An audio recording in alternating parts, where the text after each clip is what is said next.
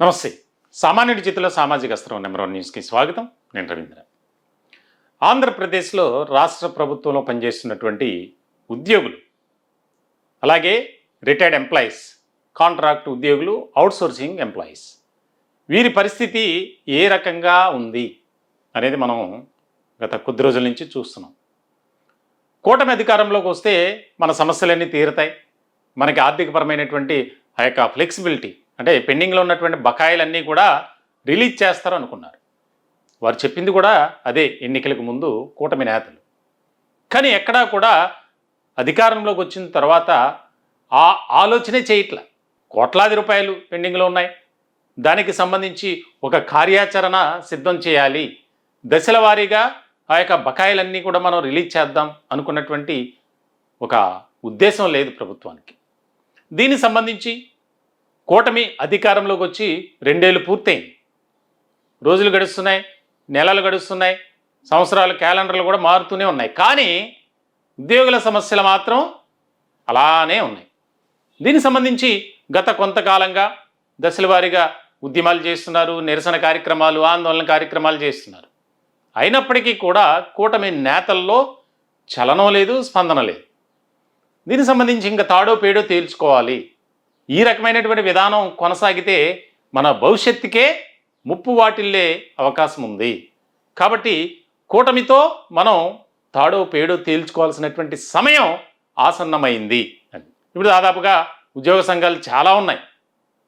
వాటిలో ఒక 10 వరకు ముఖ్యమైనటువంటి వాటిగా ఉన్నాయి. ఇక్కడ మరో ముఖ్యమైనటువంటి విషయం ఏంటంటే, ఉద్యోగ సంఘ నేతలు ఎవరైతే ఉన్నారో వారిలో సమన్వయం, సహకారం కొరవడింది. దానివల్లే ఏ ప్రభుత్వం వచ్చినా ఉద్యోగులతో, ఉద్యోగ సంఘ నేతలతో ఈ విధంగా ఆటలాడుకుంటున్నారు అనేది అర్థమయ్యేటువంటి విషయమే.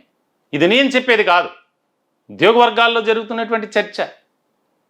కూటమి నేతలు ఎన్నికలకు ముందు ఏ రకమైనటువంటి హామీలు ఇచ్చారు, మేనిఫెస్టోలో ఏ రకమైనటువంటి అంశాలు పొందుపరిచారు, మరి వాటిని అమలు చేయండి అయ్యా, నెరవేర్చండి అన్నా కూడా దానికి సంబంధించి ఎక్కడా కూడా ఒక కార్యాచరణ లేదు. మేనిఫెస్టోలో కూడా చాలా క్లియర్గా చాలా కీలకమైనటువంటి అంశాలను పొందుపరిచారు, వాటిని అమలు చేయమన్నారు.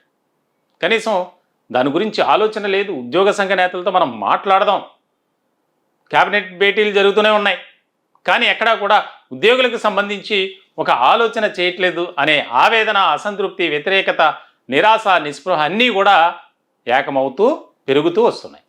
మనం ఈ కూటమి నేతలు మేనిఫెస్టోలో పొందుపరిచినటువంటి ముఖ్యంగా ఉద్యోగస్తులు, పెన్షనర్స్కి సంబంధించినటువంటి అంశాలు కనుక మనం పరిశీలిస్తే, గత 5 ఏళ్ల పాలనలో ప్రధాన వ్యవస్థలన్నీ విధ్వంసమయ్యాయి. ముఖ్యంగా ఉద్యోగులు, ఉపాధ్యాయులు తీవ్ర ఇబ్బందులకు, అవమానాలకు గురయ్యారు. వారి గౌరవాన్ని పునఃప్రతిష్ఠింపచేసి పూర్తి అనుకూల వాతావరణంలో వారు పనిచేసేలా తగు చర్యలు చేపడతాం. మరి ఇది ఎక్కడా కూడా కనిపించట్లా. అంటే గత ప్రభుత్వంపై బురద జల్లే ప్రయత్నం చేశారు. వాళ్ళు అలా చేశారు కాబట్టి మేము అలా చేయం అన్నారు. కానీ ఇది వాళ్ళే బెటర్ అంటున్నారు ఉద్యోగులు. సిపిఎస్, జిపిఎస్ విధానాన్ని పునఃసమీక్షించి ఆమోదయోగ్యమైన పరిష్కారానికి కృషి చేస్తాం. తాజాగా దీనికి సంబంధించి ఏదో ఒక నిర్ణయం తీసుకున్నారు. ఉద్యోగులకు మెరుగైన పిఆర్సీ అమలు చేస్తాం, అలవెన్స్ పేమెంట్స్ పైన కూడా పునఃపరిశీలన చేస్తాం. ప్రభుత్వ ఉద్యోగులకు కూటమి ప్రభుత్వం వచ్చిన వెంటనే ఐఆర్ ప్రకటిస్తాం. ఇక్కడ చాలా ముఖ్యమైనటువంటి అంశం ఇది. మేనిఫెస్టోలో ఉద్యోగులు, పెన్షనర్లకు పొందుపరిచినటువంటి అంశాల్లో 3వదిగా చాలా కీలకమైనది ఇది. ఏదైతే పిఆర్సీ అమలు, 12వ పిఆర్సీకి సంబంధించి, అలాగే ఆ యొక్క ఎరియర్స్ సంబంధించి పిఆర్సీ అమలు చేయలేకపోతున్నాం కాబట్టి ఇంటర్మ్ రిలీఫ్ అనేది ఉంటుంది. దేశంలో ఏ రాష్ట్ర ప్రభుత్వం అయినా ఈ విధానాన్ని అవలంబిస్తూనే ఉంటుంది. కానీ ఆంధ్రప్రదేశ్ విషయానికి వచ్చేసరికి ఐఆర్ అనేది లేదు, పిఆర్సీ గురించి ఊసే లేదు, ఎక్కడా కూడా దానికి సంబంధించినటువంటి ప్రకటన చేయట్లే. రాష్ట్రంలోని ఉద్యోగులకు, పెన్షనర్స్కు ప్రతి నెల 1వ తారీఖున జీతాలు, పెన్షన్లు చెల్లిస్తాం. వీరికి రావాల్సిన బకాయిలు కూడా వెంటనే చెల్లింపు ఏర్పాటు జరుగుతుంది.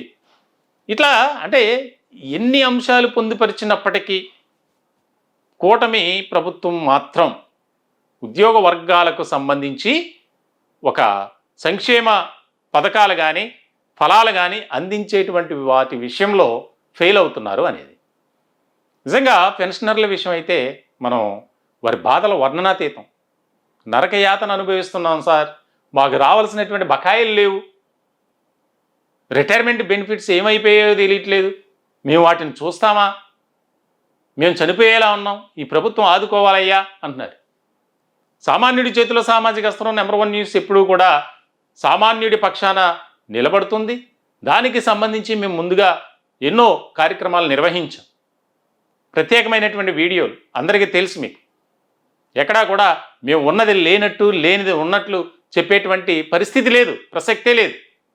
ఎందుకంటే నెంబర్ 1 మీడియా సంస్థల అధినేత మంచాల సాయి సుధాకర్ నాయుడు గారు ఆయన ఒక లైన్ వెళ్తున్నారు. అంటే సామాన్యుడు ఎక్కడ బాధలు పడుతున్నాడు, వారి సమస్యలేంటి, వాటి మీద మాత్రమే ఫోకస్ పెడుతున్నాం మేము. దానిలో భాగంగానే రిటైర్డ్ ఉద్యోగుల ఆత్మీయ సమావేశం కానీ, కాంట్రాక్ట్ ఉద్యోగులతో సమావేశాలు కానీ, కాంట్రాక్ట్ నర్సింగ్ ఉద్యోగులతో సమావేశం కానీ నిర్వహిస్తూ వస్తున్నాం. దానికి సంబంధించి వారి బాధలను ఈ సమాజానికి తెలియజేయడం ద్వారా ప్రభుత్వం అయినా స్పందిస్తుంది అనుకున్నాం. కొన్ని విషయాలు స్పందిస్తుంది, ఇంకా మొండి వైఖరి కనబరుస్తుంది. రాష్ట్ర ప్రభుత్వానికి ఆర్థికపరమైనటువంటి సమస్యలు ఉన్నాయి, కాదనట్లేదు. మరి ఆ యొక్క ఏదైతే ప్రభుత్వం ప్రవేశపెడుతున్నటువంటి సంక్షేమ పథకాలు కానీ, చేపడుతున్నటువంటి అభివృద్ధి కార్యక్రమాలు కానీ ఏదైనా సరే సక్రమంగా సజావుగా ముందుకు నడవాలన్నా, అమలు కావాలన్నా ఉద్యోగుల పాత్ర ఎంతో ఎంతో ఎంతో కీలకం. మరి వారి విషయంలో ఈ రకమైనటువంటి తాజాగా దీనికి సంబంధించి ఆ యొక్క ఏదైతే Andhra Pradesh joint action committee Amaravati chairman Bopparaju Venkateshwar అని చాలా కీలకమైనటువంటి ప్రకటన చేశారు. ఈ రకమైనటువంటి విధానంతో ఉంటే దీనికి సంబంధించి మేము ఇంకా సహించేది లేదు, భరించేది లేదు. దీనికి సంబంధించి జూన్ 25వ తేదీ నుంచి జూలై 10వ తేదీ వరకు ఆ యొక్క కార్యవర్గ సమావేశాలను ఏర్పాటు చేసి నిర్వహించి దానికి సంబంధించి జూలై నెలలో కీలకమైనటువంటి ఒక మంత్గా మేము పెట్టుకున్నాం. దీనికి సంబంధించి దశల వారీగా ఆందోళన చేసి అప్పటికి కూడా ప్రభుత్వం స్పందించకపోతే ఏ రకమైనటువంటి పరిస్థితులు ఉంటాయో మీరు చూస్తారు అని తాజాగానే ప్రకటించారు. దీనికి సంబంధించి అంటే ఎక్కడా కూడా ఉద్యోగులకు సంబంధించినటువంటి సమస్యలను పరిష్కరించడంలో మనం ముందుకు రావాలి, వారి యోగక్షేమాల కోసం మనం ఆలోచన చేయాలనేది లేదు ప్రభుత్వానికి. ఇక్కడ ప్రభుత్వంపై బురద జల్లే ప్రయత్నం మాది కాదు, మాకు ఆలోచన లేదు. కానీ ఏదైతే గ్రౌండ్ లెవెల్లో క్షేత్రస్థాయిలో జరుగుతుందో దాన్ని మీ అందరికీ తెలియజేయటమే మా ముఖ్య ఉద్దేశం. దానిలో భాగంగానే ఈ టాపిక్ మళ్ళీ తీసుకున్నాను నేను. అంతే తప్ప ప్రభుత్వం మంచి చేస్తే మంచి చేస్తుందని చెప్తున్నాం.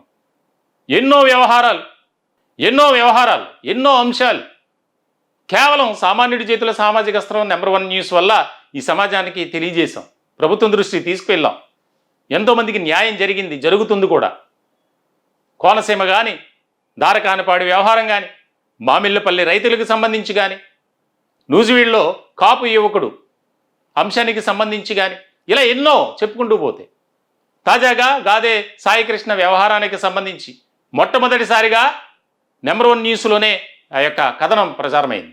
గాదే సాయికృష్ణ మేనమామ ఎవరైతే ఉన్నారో ఆయన ముల్లపూడి నాగేశ్వరరావు ఫస్ట్ మా స్టూడియోకి, మా ఆఫీస్కి రావటం, దానికి సంబంధించి మేమే అంశాన్ని తీసుకున్నాం. ఈ రోజున ఆ కుటుంబానికి న్యాయం జరుగుతుంది. ఇలాంటి సందర్భంలో ఎన్నో అంశాల మీద ప్రత్యేకమైనటువంటి దృష్టి పెడుతూనే ఉంటాం. దానికి సంబంధించి ఈ అంశంలో కూడా ఉద్యోగులకు సంబంధించి ప్రభుత్వం న్యాయం చేయటానికి, వారిని ఆదుకోవడానికి ముందుకు రావాలి. మరి ముఖ్యంగా కాంట్రాక్ట్ ఉద్యోగులకు ఇప్పటికి కూడా 4 నెలలు అవుతుంది, జీతాలు లేవు. కాంట్రాక్ట్ నర్సింగ్ ఉద్యోగులు తాజాగా రోడ్డెక్కారు. ఎప్పుడూ కూడా వారు పిహెచ్సిలోనో హాస్పిటల్లోనో శాంతియుతంగా ప్రశాంతమైనటువంటి వాతావరణంలో ఎంతో హడావిడిగా ఉంటారు వాళ్ళు. మరి అటువంటి వారు రోడ్డెక్కారు. మాకు న్యాయం చేయండి మహాప్రభు, మమ్మల్ని ఆదుకోండి మహాప్రభు అన్నారు. కానీ ఈ ప్రభుత్వం మాత్రం స్పందించట్లేదు. ఒక కుటుంబం గడవాలి, పోషించాలంటే దానికి సంబంధించి నెలంతా కష్టపడితే ఆ జీతమే వారికి ఆధారం. అరకొర జీతాలతో వాళ్ళు ఏదో కింద మీద పడి పనిచేస్తూ సరైనటువంటి సౌకర్యాలు లేక, సరైనటువంటి సెలవులు లేక, మరి ఈ రకమైనటువంటి పరిస్థితుల్లో కూటమి ఎందుకు ఆలోచన చేయట్లేదు? మిగిలిన రాష్ట్రాల్లో, మన పక్క రాష్ట్రం తెలంగాణలో వారి పరిస్థితి ఎలా ఉంది? ఎంతో ఆనందంగా సంతోషంగా ఉన్నారు. ఉద్యోగులకు పెండింగ్లో ఉన్నటువంటి కోట్లాది రూపాయల బకాయిలను ప్రతి నెల 700 నుంచి 1000 కోట్ల రూపాయలు విడుదల చేస్తున్నారు. అక్కడ ముఖ్యమంత్రి రేవంత్ రెడ్డి మరి ఆ విధానం ఎందుకు ఇక్కడ అవలంబించట్లేదు? పెండింగ్లో ఉన్నటువంటి బకాయిలు చెల్లింపుపై ఒక కీలకమైనటువంటి ప్రకటన ఎందుకు చేయట్లేదు? ఇలా మొండి వైఖరి ప్రదర్శిస్తే గత ప్రభుత్వానికి అంటే వైఎస్ఆర్సీపీకి ఏ రకమైనటువంటి గతి పట్టిందో కూటమికి కూడా మేము అదే చూపిస్తాం అనేటువంటి వాయిస్ వినిపిస్తుంది. ఎవరిని కదిపిన ప్రభుత్వ ఉద్యోగుల్ని ఇదే మాట, మమ్మల్ని మోసం చేశారు, మమ్మల్ని అన్యాయం చేశారు, మా గొంతు కోసారు, ఇదే రకమైనటువంటి చర్చ. మరి ఇలాంటి సందర్భంలో ఆల్రెడీ ఇప్పటికే ఫ్యాప్టో ఆధ్వర్యంలో federation of Andhra Pradesh teachers organisation FAPTO ఆధ్వర్యంలో ఉద్యోగ సంఘాలన్నీ ఏకమయ్యాయి, దశల వారీగా ఆందోళన చేస్తున్నాయి. కొన్ని ఉద్యోగ సంఘాలు కలిసి వచ్చాయి. ఇప్పుడు తాజాగా బొప్పరాజు వెంకటేశ్వర్ల ఆధ్వర్యంలో కూడా వారు ఒక ఉద్యమానికి సన్నద్ధమయ్యారు. మొత్తానికైతే ప్రభుత్వంపై ఇంకా ఒత్తిడి పెరిగే అవకాశాలు అయితే స్పష్టంగా కనిపిస్తున్నాయి. అప్పటికి కూడా ప్రభుత్వం స్పందించకపోతే మేమేంటో చూపిస్తాం అనే ఆలోచనలో ఉద్యోగులు ఉన్నారు. మరి ఆ పరిస్థితి రాకుండా కూటమి ప్రభుత్వం ఆలోచన చేసి వారి సమస్యలపై పరిష్కారానికి ఒక కార్యాచరణ రూపొందించుకుని ముందుకు వెళ్తే బాగుంటుంది అనేది సామాన్యుడి చేతిలో సామాజిక అస్త్రం నంబర్ 1 న్యూస్. మా ఉద్దేశం ఖచ్చితంగా కూటమి ప్రభుత్వానికి మా అభ్యర్థన, మా విన్నపం ఒకటే, ఉద్యోగుల సమస్యలపై ఫోకస్ పెట్టండి. మరి ఆర్థికపరమైనటువంటి ఏవైతే బకాయిలు ఉన్నాయో వాటన్నిటిని రిలీజ్ చేయండి. అలాగే కాంట్రాక్ట్ నర్సింగ్ ఉద్యోగులు, అలాగే కాంట్రాక్ట్ ఇతర డిపార్ట్మెంట్స్లో పనిచేస్తున్నటువంటి కొంతమందికి పెండింగ్లో 4 నెలలు 5 నెలలు ఉన్నాయి, వారు కూడా జీతాలు విడుదల చేయమని మేము కోరుకుంటున్నాం. ఈ టాపిక్పై మీ విలువైనటువంటి అభిప్రాయం కామెంట్ రూపంలో తెలియజేయండి. దయచేసి మా ఛానల్ని సబ్స్క్రైబ్ చేసుకోండి. Thank you.